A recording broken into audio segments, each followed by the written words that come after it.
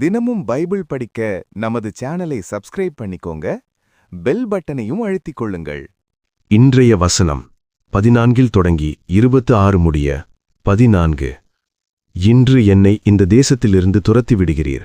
நான் உமது சமூகத்துக்கு விலகி மறைந்து பூமியில் நிலையற்று அலைகிறவனாயிருப்பேன். என்னை கண்டுபிடிக்கிறவன் எவனும் என்னை கொன்று போடுவானே என்றான். ஆதியாகமம் 4:14.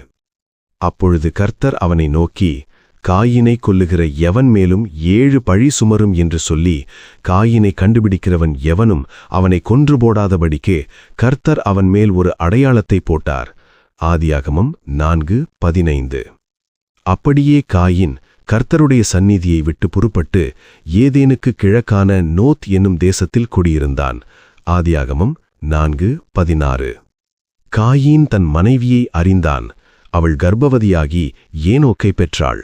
அப்பொழுது அவன் ஒரு பட்டணத்தை கட்டி அந்த பட்டணத்துக்கு தன் குமாரனாகிய ஏனோக்குடைய பேரை இட்டான். ஆதியாகமம் 4:17. ஏனோக்குக்கு ஈராத் பிறந்தான். ஈராத் மெகுயாவேலை பெற்றான். மெகுயாவேல் மெத்தூசாவேலை பெற்றான். மெத்தூசாவேல் லாமேக்கை பெற்றான். ஆதியாகமம் 4:18. லாமேக்கு 2 ஸ்திரீகளை விவாகம் பண்ணினான். ஒருத்திக்கு ஆதாள் என்று பேர், மற்றொருத்திக்கு சில்லாள் என்று பேர். ஆதியாகமம் 4:19. ஆதாள் யாபாலை பெற்றாள். அவன் கூடாரங்களில் வாசம் பண்ணுகிறவர்களுக்கும் மந்தை மேய்க்கிறவர்களுக்கும் தகப்பனானான். ஆதியாகமம் 4:20. அவன் சகோதரனுடைய பேர் யூபால்.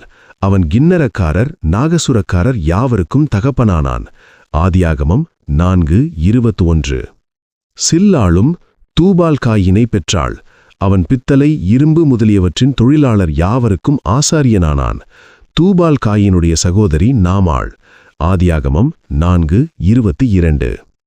லாமேக்கு தன் மனைவிகளை பார்த்து, ஆதாளே சில்லாளே, நான் சொல்வதை கேளுங்கள்.